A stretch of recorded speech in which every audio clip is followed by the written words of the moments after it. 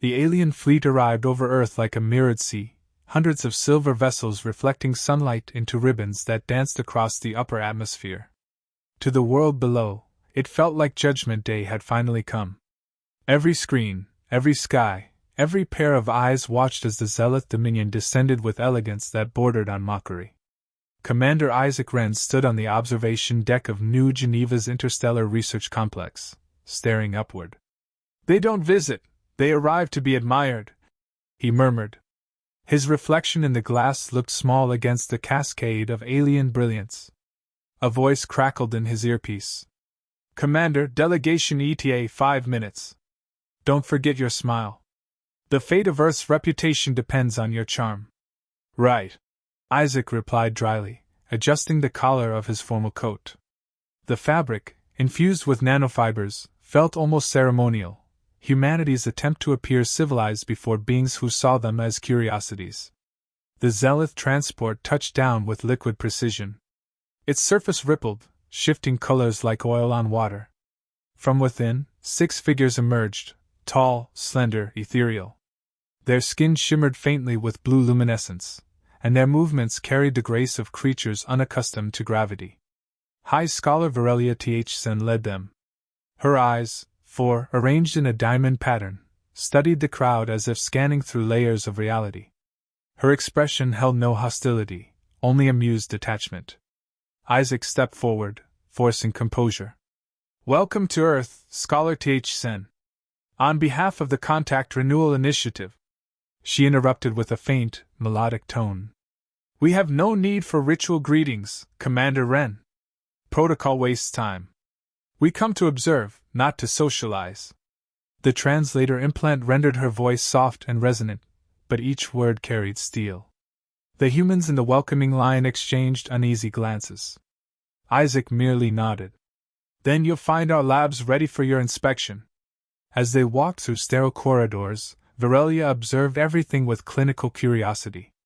Holographic displays flickered to life, DNA models, atmospheric readings, preservation projects of Earth's biosphere. "So," she said, gliding beside him, "your species survives through decay. You rebuild endlessly from ruin. It's inefficient." Isaac gave a faint smile. "Inefficient, maybe. But effective." She tilted her head. "Your genetic structure is chaotic. Mutation rates abnormally high. Adaptability born from imperfection. Adaptability is survival," he replied evenly. "We evolved to bend where others break." Virelia's upper eyes narrowed slightly. "You call instability a virtue? Sometimes instability is what keeps life interesting." The exchange lingered between them like static. Her aides chuckled in their harmonic voices, echoing faintly against the glass walls. To them, humans were a lesser experiment, a failed branch of biology still crawling out of its cradle. In the main xenobiology lab, the visitors examined human DNA on molecular displays. A hologram rotated above the table, strands of double helix glimmering in digital blue. Virelia gestured, and data streamed around her hands. "Primitive sequencing. Yet your genome exhibits reactive layering, adaptive loops unlike any catalogued species. Curious." Her assistant, a younger zealot named Lyrie, spoke with quiet disdain. "It's disordered. A tangle of random mutations. Chaos," Virelia said, "pretending to be life." Isaac leaned against the railing, studying the projections. "That chaos survived radiation storms, plagues, and nuclear winters. It built ships that reached your stars with half the resources you waste on ornamentation." A flicker crossed Virelia's lower eyes, amusement, perhaps irritation. "So you claim triumph through suffering. Fascinating psychology." She raised a hand. "Prepare the demonstration." Her team activated containment fields. Within a transparent sphere, molecular patterns spun as they initiated a controlled hybridization experiment, zealot and human genetic materials side by side. The test was meant to prove incompatibility. "Even theoretical cross-species fusion is futile," Lyrie said, adjusting controls. "Their genome rejects coherence. Our structure is refined, selective." Virelia nodded. "This will end the debate for good. Observe how chaos collapses before design. Isaac folded his arms. You're sure you want to test that theory? She regarded him with faint amusement. You sound almost hopeful, Commander. I'm just curious which breaks first, the chaos or the design. The chamber lights dimmed. A silent hum filled the room as molecular bonds aligned. The screens glowed, then flickered. Data streams wavered. Strange, Lyrie muttered. There's replication. Varelia frowned. Replication? The projection brightened. Two helixes intertwined, unstable at first, then suddenly balanced, forming a third pattern altogether. The room went utterly silent. It's viable, Lyrie whispered. That's impossible, Varelia snapped. She stepped closer, four eyes focusing, scanning every data layer. Run calibration again. It's been run, another scientist said, voice shaking. Replication stable. The combined genome is self-sustaining. Isaac exhaled slowly, watching the glow in the containment field, a pulsing, rhythmic flicker like a heartbeat. Seems chaos just learned harmony. The zealots exchanged alarmed glances. Their translator implants clicked in confusion, as if the concept itself refused to compute. This defies every law of controlled design, Varelia said. No interspecies structure could. She stopped. Her voice faltered. For the first time, uncertainty cracked her tone. Isaac met her gaze. Maybe the universe likes breaking its own rules. The embryo's pulse intensified, stabilizing to a frequency indistinguishable from both species. It was neither human nor zealot, it was both. The silence deepened. Outside the chamber, technicians froze mid-task. Every monitor displayed the same anomaly, every reading consistent. No contamination, no error. Lyrie spoke quietly. What does it mean? Varelia didn't answer. Her lower eyes remained fixed on the embryo. Slowly, she turned toward Isaac. You planned this? No, he said calmly. You did. I just watched. She stepped closer, voice low. What are you, human? He looked through the glass, at the fragile light flickering between two species, and said, Alive. Moments later, alarms blared. The Dominion's orbiting command ship demanded transmission logs. News of the hybridization had already leaked through secure channels. In the far reaches of orbit, Zealoth commanders shouted for containment, for denial, for silence. Varelia deactivated the chamber and sealed the data. This never happened. Isaac straightened. It did. You can't unsee it. Her expression hardened, but behind her eyes, something else glimmered, wonder, maybe fear. She turned to her aides. Prepare departure protocols. No samples leave this planet. No one speaks of this. As the Zealot delegation withdrew, whispers followed them down the corridor. Every human technician and soldier present understood, something fundamental had shifted. Outside, the alien fleet shone like a sea of mirrors, but now the reflection felt different, less divine, more uncertain. Isaac remained in the lab after they left, the faint hum of the sealed chamber echoing in the silence. The screen still glowed faintly, displaying residual data, a double heartbeat pulsing in unison. He watched it for a long time, the faintest smile touching his lips. Welcome to Earth, he whispered. The Zealot fleet no longer shimmered with elegance. In orbit, their formation had turned rigid, defensive, predatory. What began as a diplomatic exchange now pulsed with fear. Commander Isaac Wren sat alone in a steel chair inside an interrogation cell aboard the Zealot cruiser Varelian. The walls shimmered faintly with living light, as if the ship itself was listening. Varelia entered without preamble, her long coat flowing like liquid glass. She carried a data shard in her hand, its glow sharp and cold. You infected us, she said flatly. Isaac looked up. I didn't touch your samples. Her four eyes flicked in unison, too narrowing, too widening. Do not play semantics. You introduced a mutation, some adaptive parasite that integrates with Zealoth biology. Already, several researchers show hormonal shifts and elevated cellular activity. Explain this. I can't, he replied. Unless adaptation counts as a crime. She slammed the shard onto the table. The image of a skin flared above it, a glowing shape pulsing inside a Zelith body. That is one of my scientists. There is a developing embryo inside her. Isaac's breath caught. You said it was impossible. Borrelia's voice dropped to a whisper. It was. For a moment Heather spoke. The hum of the ship's core filled the silence. Your council thinks we engineered this, Isaac said. That we weaponized genetics. They think you corrupted us, she corrected. The Dominion fears contamination more than war. He leaned forward. Maybe this isn't corruption. Maybe it's evolution. Her upper eyes narrowed sharply. You sound proud. I sound curious.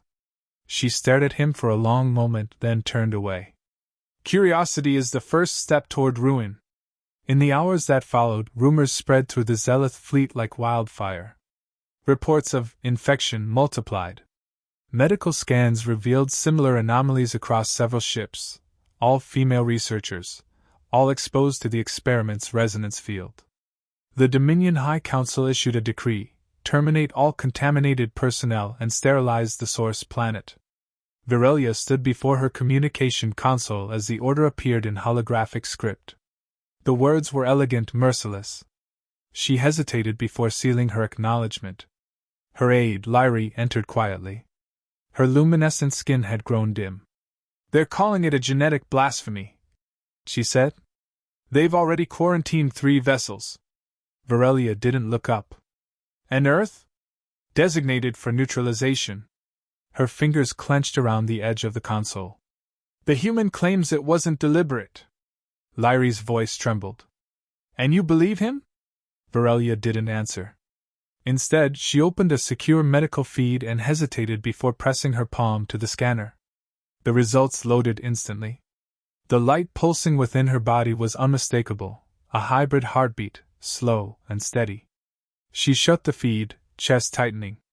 The perfection she had worshipped all her life had betrayed her. Isaac awoke hours later to the door of his cell sliding open. Virelia stood there, expression unreadable. You're being transferred, she said. To where? She gestured. Somewhere you can't interfere. He rose slowly. You mean executed? Her gaze flickered. That depends on what you tell me first. They walked through empty corridors lined with glass conduits that pulsed with faint light. When you look at me, she asked quietly, do you see a god or a fool? He studied her. Neither. I see someone afraid of what she doesn't understand. Her jaw tightened. Understanding isn't the problem. Accepting imperfection is. They reached an observation window overlooking Earth. The planet spun below, wrapped in pale blue haze. You call it imperfection, Isaac said softly. But maybe imperfection is the only way the universe learns to grow. She turned sharply. You think this? She pressed a hand to her chest. Is growth? It's life, he said simply. Life doesn't ask permission. Something in his tone disarmed her more than logic ever could. She stepped closer, her lower eyes trembling faintly. Your species burns itself to ash and calls it progress. Sometimes we burn so something better can grow in the ashes. A faint shudder passed through the ship. Alarm glyphs flared on the walls. Over the intercom, a voice barked in Zelith, harsh and panicked. Order from the Council, sterilization sequence authorized. Orbital dispersal in 10 cycles. Isaac turned toward her. They're going to wipe us out. Virelia didn't meet his eyes. They believe destruction restores purity. He stepped closer. And what do you believe? She hesitated, then whispered. I'm not sure anymore. Minutes later, chaos consumed the ship. Officers argued across decks, torn between obedience and disbelief. Zealous society was built on order. This was rebellion in slow motion. Virelia returned to her quarters, sealing the door. She accessed her research logs, scrolling through frames of human data, the adaptive patterns, the mutations, the chaos she once dismissed. It all fit together now. Humanity's resilience wasn't random. It was evolution under pressure, order born from catastrophe. She opened a private channel. Isaac Wren, she said softly. The response came with static. Still alive somehow. I thought you locked me away for good. Your people are about to be erased, she said. He chuckled faintly. We've heard that before. I can stop the sterilization sequence, but I'll be branded a traitor. Help me understand something first. Ask.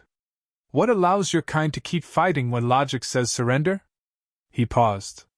Because logic never held a crying child or buried a friend. We fight because feeling keeps us alive when reason gives up. Varelia said nothing for several seconds. Then she whispered. Feeling, that word never made sense to us. It's not supposed to. It's supposed to move you. On the command bridge, officers initiated the first stage of the sterilization protocol. Energy grids ignited across orbit. Varelia arrived, her presence halting every motion. Cancel the sequence, she ordered. The commander hesitated. Council directive. I said cancel it. Her tone dropped to something sharp and dangerous. Now. When they refused, she moved to the central console and overrode control, her genetic signature flashing red. Sirens blared. She transmitted an encrypted burst toward Earth. Transmission complete, said a technician. What did you send? She stared out the viewport. The truth. Down below, Isaac's team in New Geneva received the broadcast, proof of hybrid viability, raw genetic data, and Varelia's own voice declaring that humanity had achieved biological parity with the Dominion. The feeds spread across both networks before anyone could stop it. Within minutes, it went viral across half the galaxy. Security forces stormed the bridge.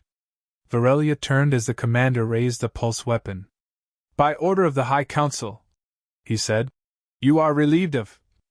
A blinding flash interrupted him.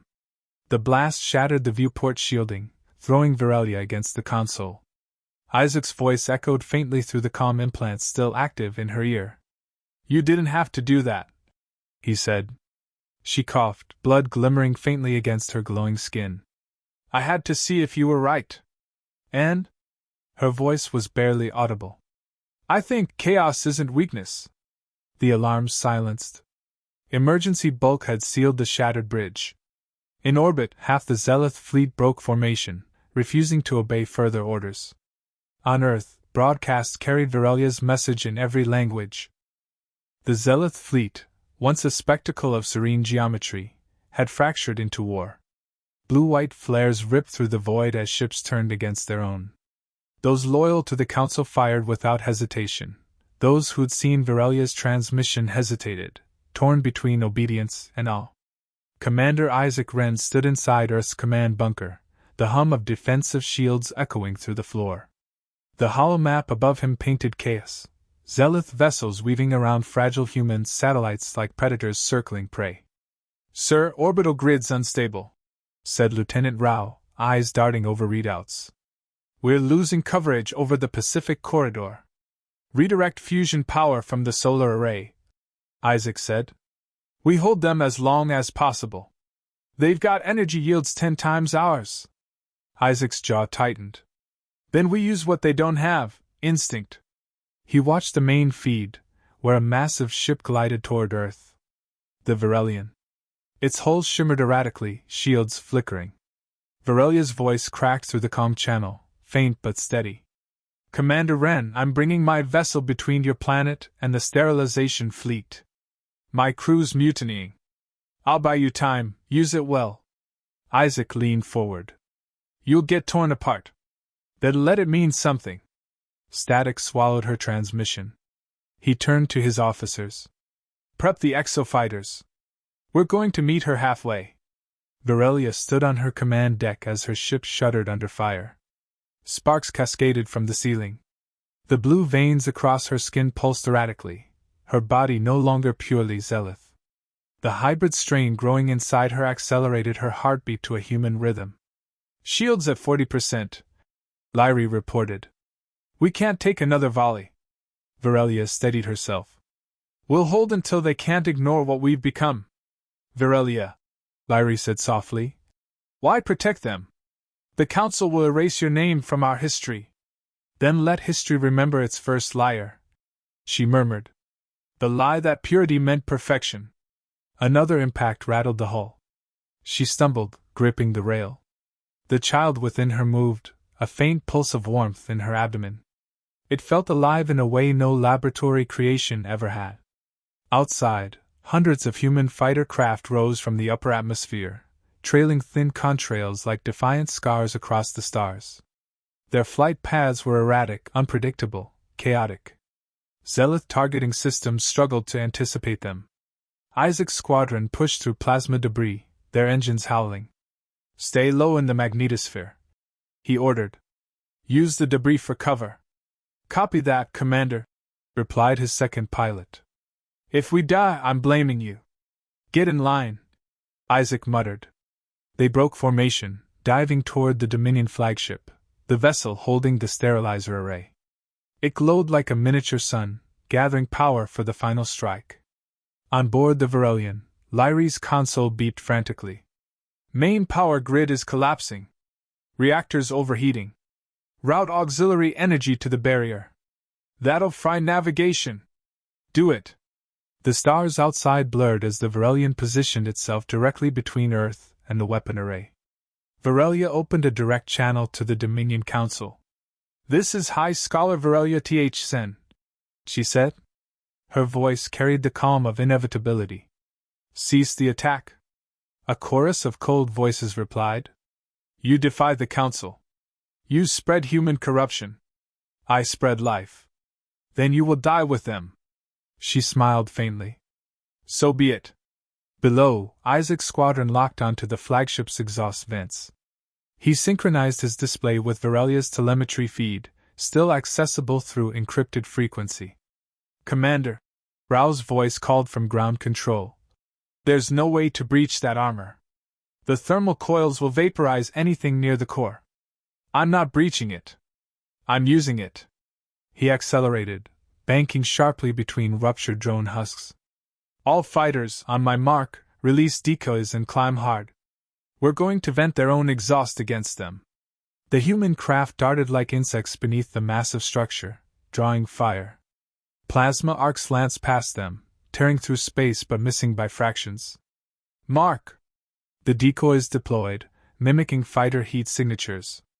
The Dominion's targeting AI recalibrated, diverting energy streams downward, straight into its own vent arrays.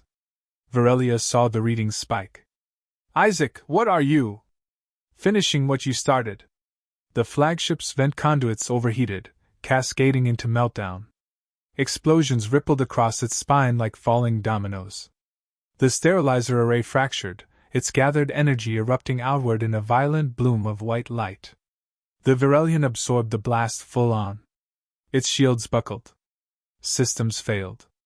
The ship began to fall toward Earth, a wounded star descending through cloud and fire. Isaac's fighter barely cleared the shockwave. His cockpit filled with static. Virelia! Respond! Only silence answered. He punched the controls, diving after the falling ship. Flames streaked across its hull as atmosphere tore at its frame. The vessel crashed into the coastal shallows near New Geneva, sending a tidal surge that hammered the shoreline. Isaac's team landed moments later. He sprinted across the wreckage field, through smoke and twisted metal, until he found the shattered command bridge. Virelia lay pinned beneath a collapsed beam, her skin dim, her breath shallow. The faint glow in her abdomen pulsed with fragile light. He knelt beside her. You held the line. Her 4 eyes fluttered open. Did we win? For now. A faint smile crossed her lips. Strange, dying feels more human than I expected. You're not dying, he said, forcing strength into his voice. Her lower hand touched his wrist. The child, it lives. Proof that chaos and order can share one heartbeat. Rescue teams arrived, cutting through the wreckage. Virelia's gaze remained fixed on Isaac. Promise me, they'll be safe. I promise. Her body went still, the glow fading from her skin, but the rhythmic light within her womb continued, steady and bright. Weeks passed. The war dissolved under its own disbelief. Varelia's broadcast, replayed endlessly across Zelith and human channels, transformed into doctrine. The Dominion Council fractured, forced to confront the undeniable truth: life could not be contained by design. In New Geneva's medical dome, hybrid infants were born under dual suns, Earth's and the Zelith home's star visible through an artificial portal.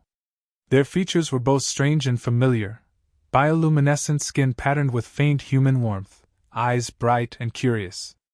Isaac stood by the glass, watching the first child breathe. The tiny chest rose and fell in perfect rhythm, one heart beating for two worlds. A holographic archive flickered beside him. Varelia's recorded voice played softly. Maybe perfection was never the goal.